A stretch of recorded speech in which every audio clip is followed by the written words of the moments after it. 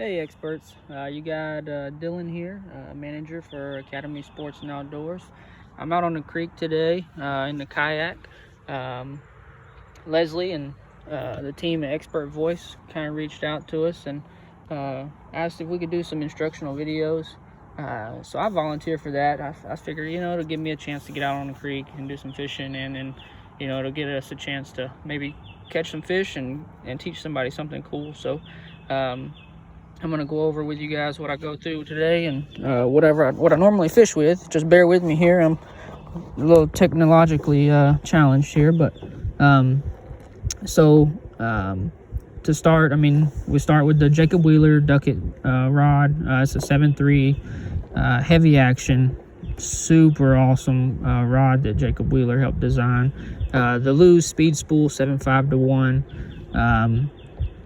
Outstanding reel for a variety of different choices of fishing, and then of course my always number one go-to to start any fishing trip is my Texas rig with some sort of either lizard or creature bait or something like that. Today we're going to be using let's see, I got the Watermelon Red baby brush hogs. Probably one of the most go-to that I've got as far as if I want to for sure fish to catch here. You're going to be using your selected weight, bullet weight, and your worm hook. I'm using a 3/0 today, but it all depends on the type of lure, the size of the lure you're using. There's that baby brush hog for you guys. We're going to try and walk you through here. You're going to put that hook into the tip of the head of that lure, and then you're going to run that thing about 1/4 of an inch down and then come back out. You're going to run that thing up to the top of that hook, and then once it's up there, you're going to bend this lure at about a 90-degree angle. See if we can get that to show you guys. About a 90-degree angle here. You're going to insert that into the belly of your lure, and that should come out, creating a pretty straight up and down lure. You're going to bury the tip of that hook into the back of that lure so that it gives you that weedless action. You don't get hung up as much when you're pushing that thing through the water. There's that. And then so what we'll do, I'm not going to try and stand up here just in case I fall over or anything with my phone.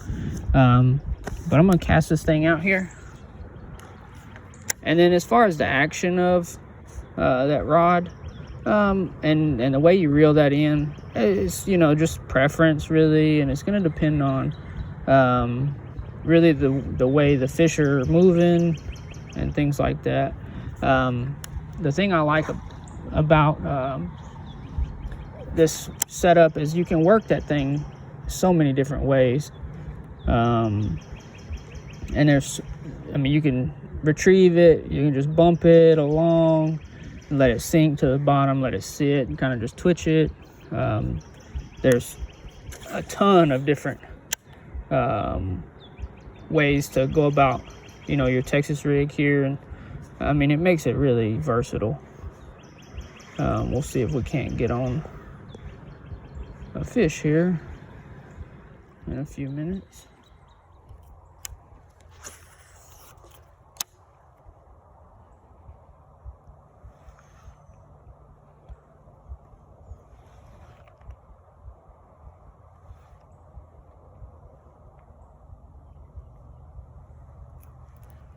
All right.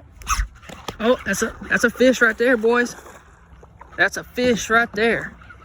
Let me get sitting down here. Try not to lose my paddle here. Let's see if I can keep him on here.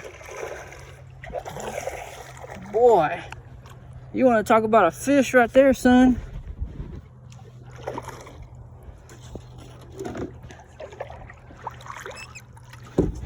All right. There you have it. Freshwater, largemouth.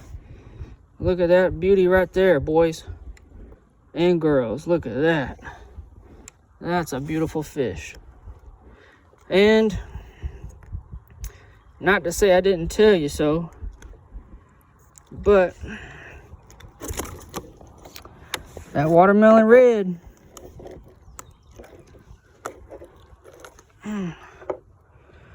See if I can get her unhooked here.